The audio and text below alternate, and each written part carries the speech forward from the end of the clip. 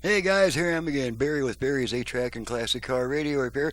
And this time we have just a little Kraco standalone 8-track player that's designed to drive a pair of speakers. So there's not much to test on it. Just make sure it plays tape, switch tracks, and the controls work. So let's pop in a tape. And I'm a prehistoric man. I go 8. Okay, end of a song there. So let's.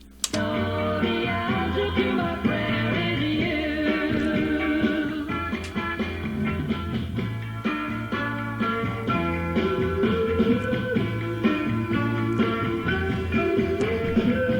Still I wonder, is it true?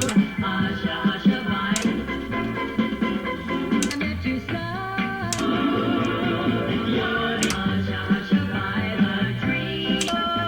Got a wee little sunny. Now at last my search is through. Okay, Now got a nice little eject button there. Not a whole lot of power, but it's a nice little unit. Fits into a small space, so that takes care of that. And this one is, again, this is another unit that I'm doing for Bill in Willows, California. So thank you, Bill, for your probably 4th or 5th job you've sent me.